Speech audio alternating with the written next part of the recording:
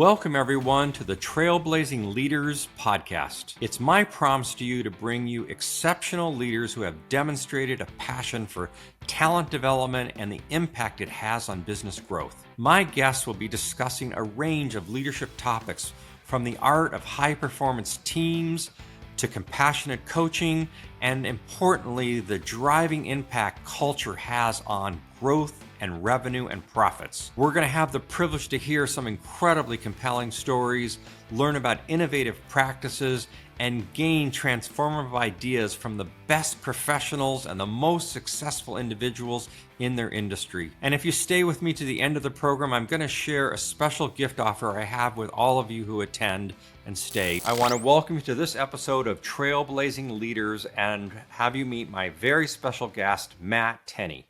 Matt's a social entrepreneur. He's an author of Serve to Be Great: Leadership Lessons from a Prison, a Monastery, and a Boardroom. He's an international keynote speaker and a trainer. He is also the author of a new book called Inspire Greatness, which will be coming out May 24th of this year. He is a highly respected keynote speaker. He is a thought leader in the field of leadership and employee engagement.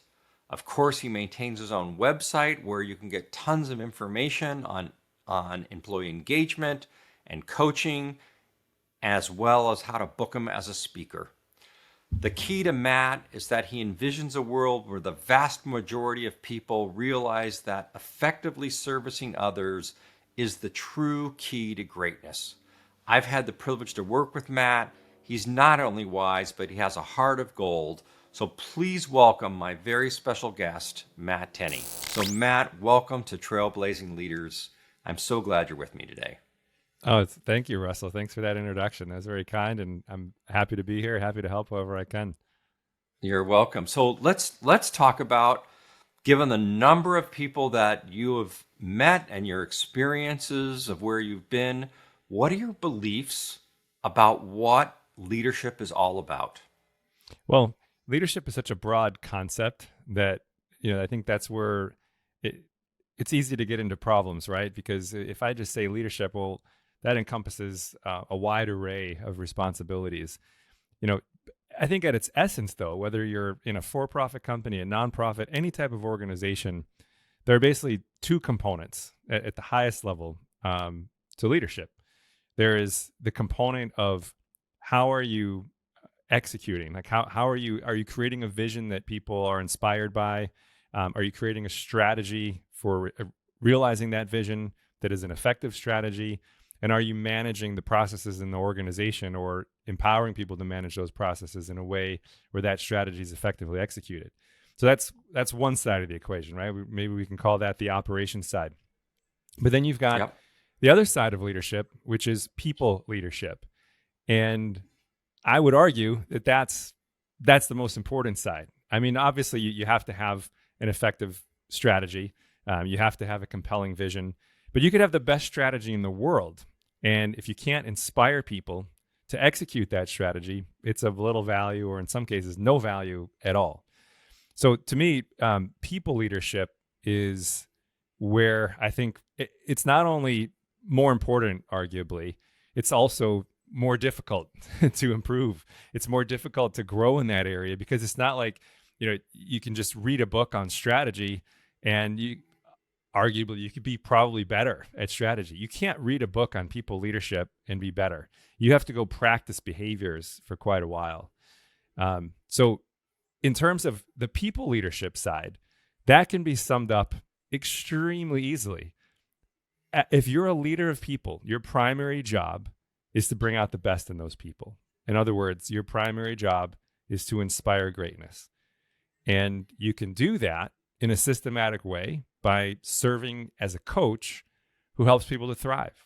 You're helping people to do great work, be great human beings, and to constantly grow. That's what a good coach does. That's what a good leader does. So Matt, let's unpack that just a little bit, which is, how did you get to that? I mean, you have such a fascinating backstory. Because I know, it wasn't a light switch. And I think the audience would love to hear some version of your backstory and how you came to this synthesis of it's really about inspiring the greatness in others.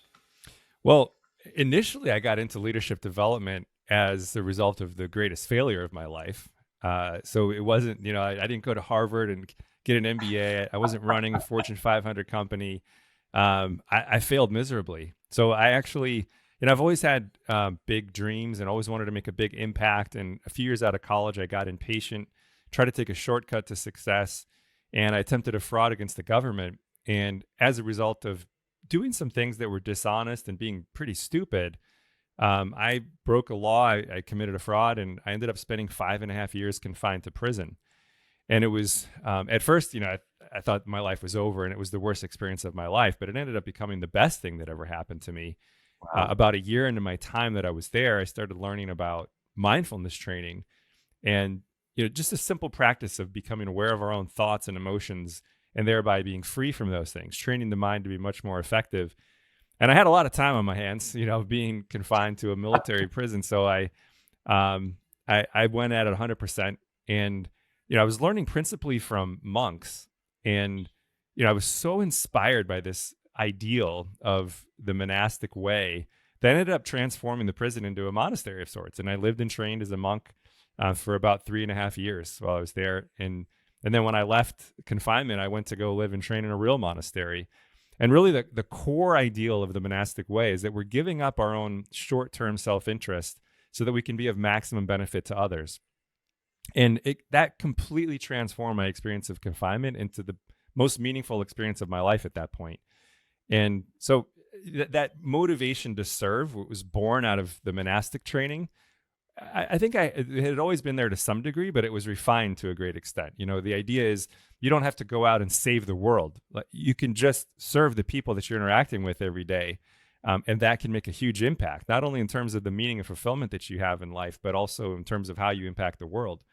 So, I started applying that to that spirit of service. I co-founded a couple nonprofit organizations, and the second one is now an international nonprofit. I just co-founded a local chapter of it. I wasn't the founder of the whole organization, but it's called Kids Kicking Cancer. And I co-founded the Florida chapter of that organization. And it's now international in many countries. And it was while I was running that, I was applying this spirit of service to team members, really looking at what can I do to elevate people? What can I do to, whether they're volunteers or paid staff that we had, what can I do to help them to thrive, to not only enjoy their work, but to grow, help them grow their careers, help them advance to wherever they wanted to go. And as I was doing that, I bumped into some people in the hospital system we were working at and ended up doing some consulting. And one thing led to another. And before you know it, I had written a book on leadership. The first book was called Serve to Be Great. And a lot of the work that I've done over the last decade with different organizations has been doing traditional training, like going in and delivering a training or delivering a keynote speech. And so to kind of put a bow here on the end of the story, how we get to the current work is I've had this pain for over a decade where I've noticed, people would hire me to come in and do a day of training, and people would be inspired, and they would take pages of notes and they'd be excited about what they were going to do. And then they would get back to the office on Monday. And for the most part, not much changed, and as that, I'm motivated not by getting on an airplane and going and deliver a training. I'm motivated by making an impact and helping people become the leaders they want to be and making a positive impact on the lives of their team members. So this hurt, to see that the way that we're doing things is not necessarily the most effective way. And I couldn't find a solution. I thought about it a lot and just said, well, this is kind of the way it is. I'll keep my eyes open for a solution, but one didn't really present itself very quickly. Not until I was doing some research on the other side of how we help leaders grow, which is the feedback mechanisms that we use. And I noticed that it's pretty standard practice to use very large surveys, usually annually or sometimes every 2 years. And we gather a ton of data on these things. And then by the nature of gathering so much data, it's really hard to act on that data quickly, which unfortunately reduces trust in the people that we're getting the feedback from. And it was right there where I had this insight that, the same problem that's making it so leadership training isn't as effective as it could be is the same problem that's plaguing the efforts to gather feedback on employee engagement and satisfaction. And it's that we're doing things in very large chunks instead of little discrete elements. So that's kind of been the latest evolution, is how can we improve the degree to which we're helping people change behavior by working to solve those issues. And Matt, what I found fascinating, and we'll get into this a little deeper, is that in the book, The Talent Code, high performing athletes are put in a position where they're doing high repetition behaviors that are somewhat out of their comfort zone to build new neural pathways. And what I love about you, Created, is, hey, look, I'm going to just focus on a question, a piece of feedback, and we're going to make one small step so that we can actually move the ball forward a little bit. And maybe you want to talk about this aspect of the feedback loop and how it inspires greatness, because that's where you left off, which is I really want to teach people how to inspire. They attend my webinar, they attend my keynotes or whatever. They go back and nothing changes. So how do we get that behavior change when their intent is there? How are you inspiring that behavior change? How are you giving them the tool for a behavior change? Right. Yeah. So, it's to just use sports as an analogy. Let's say that I'm an athlete, and let's just use free throws, for instance. Let's say that I want to get better at free throws, and you're my coach, Russell, and you watch me shoot 20 free throws. And, you say, well, hey, Matt, you talk for 10 minutes and you tell me 15 things I need to do better to be a better free throw shooter, right? And, then I just go shoot some more free throws. Like, how effective do you think that's going to be? Not very, right? I'll probably be overwhelmed. Not much is going to stick. But now let's say, that it's the real Russell, the Russell that I know. And you said, Matt, there's just one thing that I noticed right away that I think would be really helpful. I noticed your elbows kind of flaring out. So make sure you keep your elbow underneath your hand. And I want you to try that. Keep your elbow underneath your hand. Try 20 shots like that. Tell me how it feels. And I say, oh man, after 20 shots, like, this feels great. It's going straighter. It's more consistent. I have more leverage. It's going over the front of the rim more often.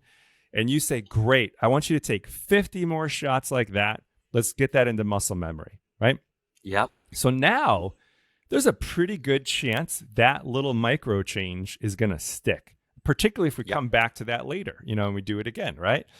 So at that point only, when you're very confident that first micro change is going to stick, do you then say, another thing I noticed, you need a little bit more knee bend. Your legs are very stiff. You're not getting any push with your legs. Let's work on a little bit more knee bend. But you get the point. If there's 15 things, we don't want to do them all at once. We want to do one thing, particularly leading with the thing that's going to make the most leverage, make the most impact, or that is the most leveraged. So this is very similar to the approach that has resulted from, when I discovered this issue of what I believe is what's created this paradox of, we know exactly what improves employee engagement, or we know exactly what drives employee engagement. We have decades of research on this. And over the last 20 years, companies have spent, in the US alone, hundreds of billions of dollars on surveys and leadership training. And we have made zero impact in 20 years. Yeah. Literally zero statistically significant impact. 35%, right? It's still in there. Yeah. When they first started measuring it as 1 out of 3 employees, the last numbers I saw from Gallup was 32%. That's essentially right. 1 out of 3. So how could that possibly be? And, I think this is why. It's because we're gathering too much feedback at once, which makes it hard to respond to feedback. That in and of itself lowers engagement. But then also when even if we know that leadership is the issue, which leadership is driving probably 70 to 80%. According to Gallup, it's 70. I think it might actually be a little higher than that, but they're very precise. You can precisely allocate 70% of engagement to direct managers. It's probably more like 75 or 80 if we want to be, a little imprecise with our measurement. So even when we know that direct managers are really what's driving engagement, the training hasn't been effective.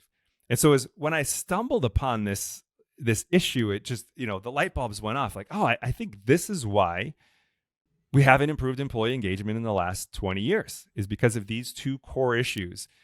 So out of that kind of comes a process that we offer that is logical and systematic. And in essence, it's an algorithm for how to consistently bring out the best in team members.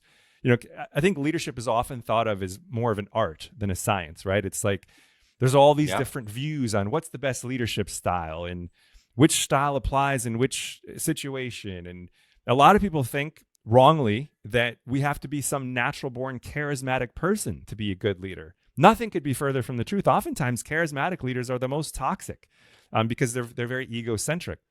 Yes. So yes. What comes out of this is a process that any leader can follow, regardless of their natural ability, their natural charisma, their natural leadership style. None of that matters. If we follow this process, we can make a huge improvement in time. It's not going to happen overnight because we can't learn everything at once, but over time, we can make a huge improvement in our ability to consistently bring out the best in others. And there's 4 steps to the process. So maybe I'll give one step at a time, and then I'll kind of pause to see if you have any questions, if you want to go deeper or anything. Let's do one step at a time. Then I want to spend a little bit of time on the book, but I love the process. I love the steps because you don't have to become a magical coach. In essence, your steps and the process allow someone to learn to be a coach, because to me, that's the point of failure I've seen in leadership. Even I made that mistake. How do I teach a young manager how to be a great coach? Well, there's so many books on coaching and questioning, but if you don't understand what you're asking and how you're going to meet the need of that employee, how do you be a great coach? And so go ahead and let's go through your steps, because I think you got a great solution to this. Well, and another issue which might have popped up as you were saying that, Russell, is does a manager even understand why they need to be a coach? Like, do they even understand that that's what a leader does? And so that's the first step, in my view, is that there's 2 camps, right? Actually, it reminds me of a kind of a joke. I don't remember who said this, but I remember somebody saying, there's 2 types of people in this world: people who say there's 2 types of people and people who don't. But just to oversimplify things, we have two general buckets of young leaders, and sometimes even seasoned leaders. We have people who literally don't know that when you become a leader, your job is no longer to be a performer. Your job is to bring out the best in the people who are doing the performing. Yep. And then we have another camp. The other bucket of leaders are people who do know, but for a variety of reasons, we fail to consistently operate as a coach. We continually revert back to what's more comfortable or what we've been conditioned to do, which is execute on tasks that are easy to measure. Execute on managing numbers, managing to the P&L, trying to hit quarterly targets, because those things are easy to measure. They give us those quick hits of the dopamine and pleasure center feedback loop, where we get an instant, I did something, I feel good. So there's a lot of conditioning we've had throughout our lives that tell us winning is what's the most important. Hitting the numbers is what's most important. So I think we need to do a lot of work. First, managers need to understand that our job, once you become a manager, you might still have individual contributor type tasks, especially as a junior manager, even a mid-level manager, even a senior manager director probably. Once you get to CEO, you better not be doing that stuff. You need to be delegating so you can spend all your time thinking strategically and inspiring the best in your team. But you're going to have some individual contributor type tasks in almost every management level. The issue is we need to understand that those are not our primary job. The primary job is to bring out the best in our team. So what many managers, in my experience, do is they say, I would love to coach team members, but I've got to squeeze that in apart from my job. And I cringe and I say, no, your job is to coach your team. The other stuff is the secondary responsibility. So that's what I think needs to happen, is we need to have constant reminders that the things on our to-do list, clearing out our email, managing to the numbers, those are secondary responsibilities if you're a manager of people. The primary responsibility is bringing out the best in those human beings. So before you go to the next process, I just want to take a pause, which is, The challenge many mid-level and junior managers have is that they end up being a doer manager, and leadership forgets themselves what is the role of their manager. And so you have this cultural cycle of it's about doing instead of, hey, the true great trailblazer leaders who we're meeting with, they live culture. They don't talk culture. They know that inspiring greatness is the job of their leaders and their managers, and they allow that to happen and enable it. So I think that's where a conflict arises, which is, hey, my boss is telling me I got to get this done. Oh, and then I'll manage, versus, no. My boss really believes my job is to inspire greatness and can do whatever else I can. So I think many people listeners might have that internal cultural conflict. Yeah, well, so here's a quick, very easy takeaway from this, an actionable item. So there's two things. One is we need to have constant reminders of what our true job is, because otherwise, out of habit, we will revert to what's comfortable, what comes natural, what's going to give us the quickest hit of I accomplished something. So that's one, is we need, and I mean daily, we need a reminder of my primary job is to serve as a coach who brings out the best in my team members, helps them to thrive. Some variation of that, right? The second thing is, to your point, if the culture is all around continuous action and continuous working towards hitting numbers, yeah, I'm sure we've all heard of the quadrants, right? I don't even remember who first created it, but the 4 quadrants, and you've got this one quadrant that's important and urgent. Obviously, those things have to get done. Yep. Unfortunately, where most of us spend most of the time is the urgent, not important, and it's a time suck. It's usually things that should be delegated, but again, it feels good to just do them, right? So where I think we need to be extremely disciplined is creating time, giving managers time in helping them create time to work on the things that are important but not urgent. That is where all the impact is made. That is where all the money is made, is creating capacity. And that is through strategy. That is through growing human beings, developing human beings. And that a huge portion of that is coaching and development, managers coaching people. So I think if we can nail that first step is taken care of, right? So we can start seeing where managers start operating more often from this wisdom that, yes, my primary job is to bring out the best in my team. That naturally leads to the second step. So if we believe that and we're operating from that position, obviously we need to know, well, what do people need to be great? We need to know what needs do people have to be at their best in a sustainable way. Now, there's 2 types of needs here. We have individual kind of unique needs that might vary from person to person, and we also have universal needs. The good news is universal needs are probably what's driving most of engagement. And we have decades of research telling us what these are. And by my lights, you can arrange them into 14 universal needs, with decades of research telling us that in organizations where leaders are consistently meeting these 14 needs, you have high levels of engagement and low levels of turnover. I've seen numbers when people have these high levels of engagement, the number of engagement can be as high as 65, 70% when they meet the 14 needs. It's astronomical how great the engagement level can change. Yes, sometimes even more, depending on how you measure it. There is a little bit of fuzziness on how people are measuring engagement, but Gallup's probably the strictest of how they're measuring it. Yes. You need to be strongly agree on all the answers to be engaged for a certain category. Some other measurement tools are a little softer, I think. So that's why you might hear some people might have heard like, oh, the average engagement level is 32%. I don't believe it. We just did a survey and we're 50%. My guidance would be like, I wouldn't believe those numbers necessarily, because depending on how you're measuring it, you might not be measuring it the way Gallup does. And Gallup is pretty precise. Yeah, I agree. You and I are on the same page with Gallup and the needs. And I'm sorry, I didn't mean to interrupt you in terms of where you're going. When you meet the needs, the engagement goes up. Absolutely. Yeah. So it's about, this is a key shift too, is there's this perception that engagement in all things culture is the responsibility of HR, and that nothing could be further from the truth there. I mean, HR is an absolutely essential partner. They are so valuable to a leadership team in terms of creating the conditions for these things to happen. But it's the managers that are driving culture. It's the managers that are driving engagement and retention. And so that's, I just mentioned that in the context of these 14 needs. So, high levels of engagement isn't the best HR director in the world. It's managers who are consistently meeting these 14 needs. And conversely, when managers are failing to meet these 14 needs, you have low levels of engagement and high levels of turnover.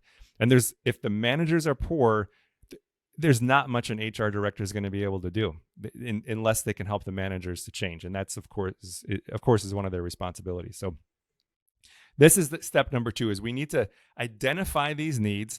And the good news is the 14 universal needs are it's public knowledge. I mean, these are things you can find very easily, a quick search on the internet. I mean, the Gallup Q12 covers 12 of these needs. The reason I add 2, because they're so obvious, they're not even on the Gallup Q12, like well-being. Well-being is not specifically listed on the Gallup Q12 because it's just so obvious. Well, duh, we need to do this. But sadly, we're not improving the well-being of employees. In fact, going to work is making many people sick. So these 14 needs, they're universal. That's why I think we should start there, that they're public knowledge, they're universal. That's where you can get the most impact.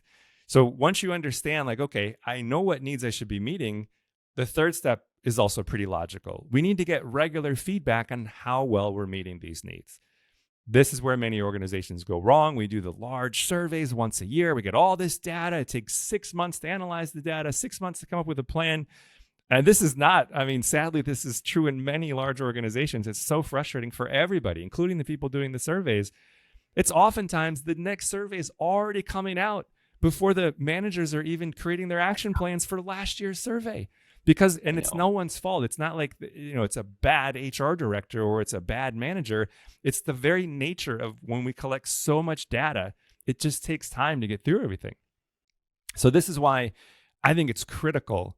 It's fine if you're going to do an annual survey, but it needs to be augmented with very short little loops of feedback where you're getting, so you break these 14 needs down into, let's say, 30 actionable behaviors for meeting these needs. A survey should be 1 to 2 questions on meeting just one of those needs. In fact, just one behavior, maybe 2 for meeting one of those needs. That way, you get a little bit of feedback, and then it makes it much easier for managers to respond with some type of meaningful action. So I'll pause there, see if you have any questions before we go on to the fourth step. No, I think the question I would set up is, we have 14 universal needs. We need to get feedback, but we can't wait forever for feedback. And if we approach it and we ask just 1 or 2 questions and then can act upon it, we're now closing the loop and able to help a manager show their progress and get feedback on how well they're meeting the need, which of course then starts to improve engagement. So I guess I just have to give you the softball question, which is, and maybe it's in the book, which is, what is the next step to sort of do the ask, get an answer, and then what? That's step 4. Perfect. So step 4 in the process is 3, then 4. Right. So step 3 is we're getting little bits of feedback on just one behavior from meeting one of the needs, just 1 to 2 questions. This makes it very easy for employees to respond to the feedback. It literally takes them 30 seconds or respond to the survey and give their feedback. And then it also makes it very easy for managers to respond with meaningful action. So step 4 is then we need to respond as quickly as possible. And by quickly, I literally mean within days. And oftentimes when I say this, people, their heads explode. Like, what? How are you going to respond to feedback within days? Well, there's a little hack for this. There's again, to oversimplify, there's 2 basic types of surveys, right? There's exploratory surveys where you're trying to uncover needs you don't know exist. Then there's surveys where you're trying to measure things that you know you should be doing. The advantage of measuring things you know you should be doing already, like meeting these 14 needs, is that you can have a training for your managers ready to go before you ever ask the question. Because you know the question. Hack. Right. So before you send a survey out on, let's just say, a frequency of appreciation, before you ask, has my manager shown me some type of appreciation in the last 7 days? You can have a training, whether it's in person, video training, a module of some type, it's audio, however you want to deliver this. There are better ways to do this than others, but I'm just throwing it out there. There's many ways to accomplish this. Um, you have that ready to go before you ask the question. So that way you ask the question, you get the feedback, and you can give a manager their feedback within a day of their direct reports completing a survey. And that can be paired with a training that helps them immediately respond to that feedback with meaningful action. Here's a way you can grow just a little bit, even if it's just 5 or 10% in your effectiveness for showing appreciation more frequently. And then you pause for 2 weeks. You let them practice with it. You hold people accountable to taking action on what they learned before you go on to the next question. And what happens here is a number of things. One, it comes back to what we talked about earlier. This makes leadership training much more effective, like the free throw analogy. Instead of me trying to fix 15 things at once, I'm working on one thing. I practice that. I put it into muscle memory. Maybe it even becomes a habit, something I don't even have to think about anymore before I learn something new. Perhaps even more powerful is that in addition to making leadership training more effective, this also creates this virtuous cycle where employees give their feedback, feel heard, and see meaningful action within days. This alone can improve employee engagement dramatically. According to Gallup, I think this was published in the book. It's called It's the Manager, which is an excellent book.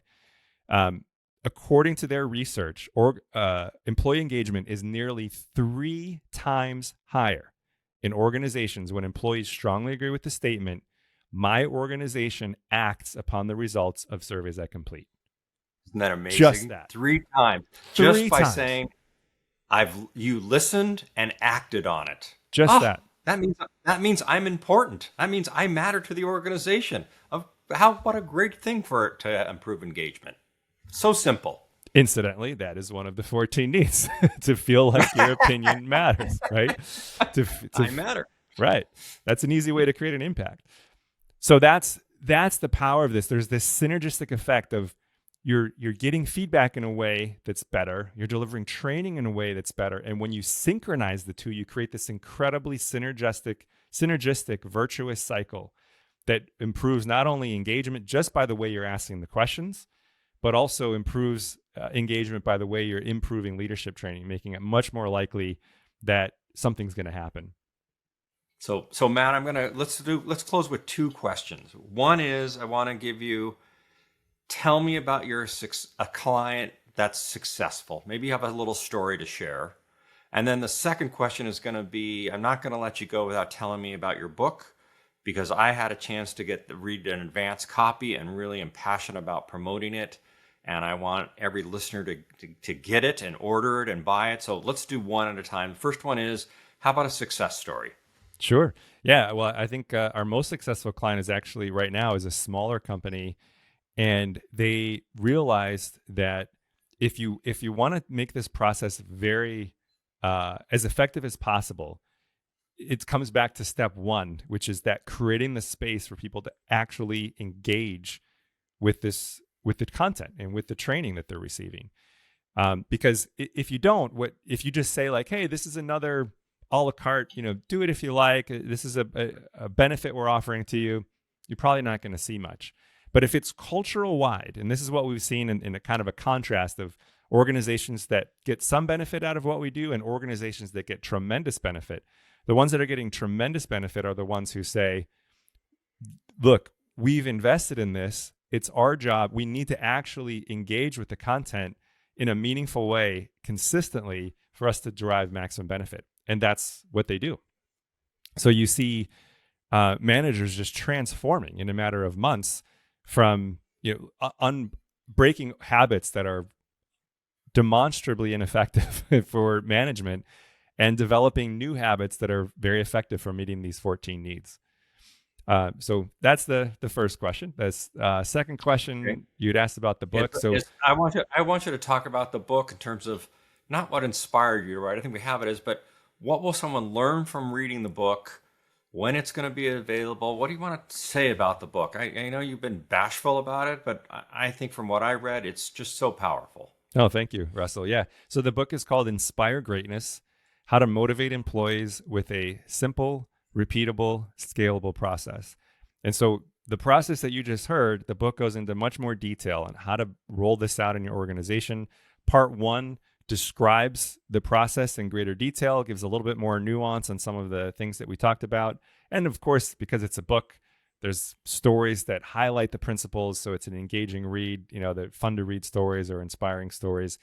Part 2 then talks about habits for meeting each of the 14 needs, so that if this is something you want to do internally, you can just kind of use the book as a guide to say, hey, here's some obvious things we can be doing to meet these better needs. If you just want to do this on your own, the book can help you by the book encourages you to do exactly what we just talked about. Yeah, read the book all at once, which is great. Hopefully it's it's very inspiring and you'll enjoy it. But then you need to go back and say, look, I'm going to pick one of these habits. I'm going to work on it for 2 or 3 weeks, and then I'm going to reread the next chapter on the next habit and go do that for 2 or 3 weeks. If you can do that, and there's guidance in there on how to do it piecemeal like that, or in a stepwise fashion, then it's very likely that over the course of a year there could be significant transformation. Yeah. So Matt's book for all the listeners is coming out May 14th, 2024. So depending on when you're listening to it, you can pre-order or go get it. It's a great read. I think the important thing I want to leave you with, and we'll wrap up, is that the job of leader is to make other people great. And when you hear Matt's story of how he had to be really thoughtful and monastic, that's not the right way. Monastic. The giving up of yourself, which I think is extremely hard for many individuals in the workplace, and therefore knowing yourself and knowing why you're there and being of service and realizing if I'm not even trying to get anything, but I'm just giving, how much more you get, how many more families and people you impact as a leader. And so, Matt, I think I just want to really say is I have a lot of respect for your message. I have a tremendous respect for your method.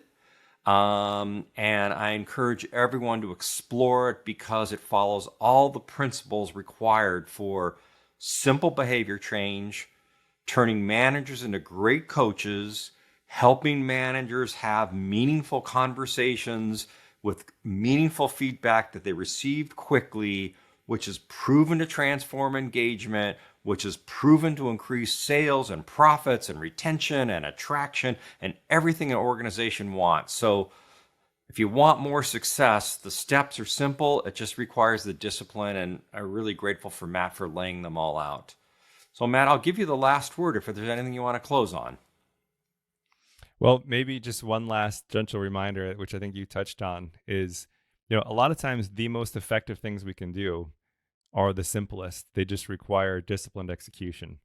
I know I can think of no one who is a true overnight success. Even people who appear that way, even people who are very naturally talented athletes, like Michael Jordan, for instance. He was terrible at basketball when he first started. He got cut from his high school basketball team. Is he a naturally gifted athlete? Yes, but that didn't necessarily mean that he was going to be a good basketball player. That took a ton of work, and it's just executing on the fundamentals day after day after day, year after year after year. So yeah, maybe we could just leave with that. If you take a moment to do an inventory of what's most important in your life, like being kind to your family, being kind to your neighbors, being kind to your employees, the people who report to you, and serving and lifting them up, see if you can square away some time to develop your capacity to do those things better on a daily basis. It doesn't have to be a lot to start. Maybe even just 5 to 10 minutes, just a little micro habit. But that commitment to doing what's most important, just the fundamentals on a daily basis, even if it's just 1% improvement a week, can be absolutely life-changing. Absolutely. Thank you. Clearly. And you've changed lives. You continue to change lives. And I'm really grateful for your time and the sharing of your wisdom, sharing of your heart, and the sharing of your passion on today's podcast. So thank you so much, Matt. Thank you, Russell. And I appreciate you having me on and everything that you're doing. So I want to just summarize the key points that Matt and I discussed. I think the single most important thing is the job of a manager is to bring out the best in their team members. And that if you're always doing and staying in the doing mode and worrying about the details and the actions and the measurement, and you're not inspiring the greatness in others, then you're not really doing your job as manager, because it's the inspiration of others where the passion and engagement and performance and that incremental effort resolves. I think the second piece is the reflection on how much of your time is spent doing 80% of your time that's only giving you 20% of your effort, versus going, wait a minute here, I need to be spending 80% of my time helping my team members be great instead of 80% of my time in this kind of action dopamine behavior. I think that also means that you and your management team need to say, we recognize our job is to make our individuals great, and importantly, to meet the 14 universal needs. So Gallup has defined them. You could find them on the Gallup website. It's called the Gallup Q12 or the Gallup 14. And they outline, similar to Maslow's hierarchy of needs, the 14 universal needs people want in the workplace.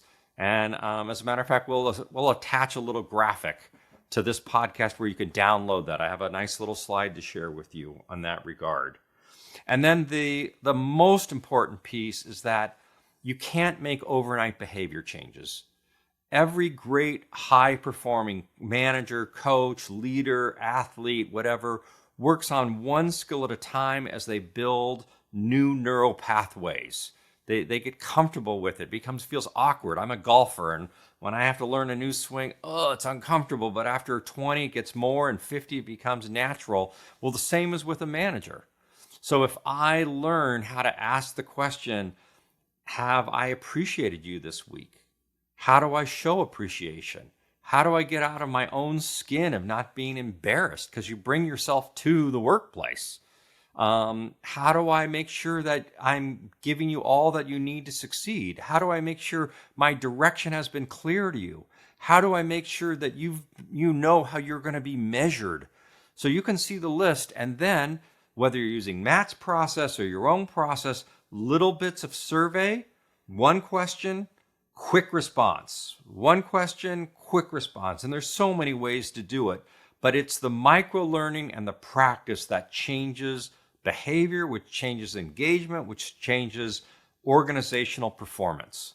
So I encourage all of you to get Matt's book or read the Gallup program, and that's what makes a trailblazing leader, is their commitment to their people. Thank you for listening to this episode of the Trailblazing Leaders podcast.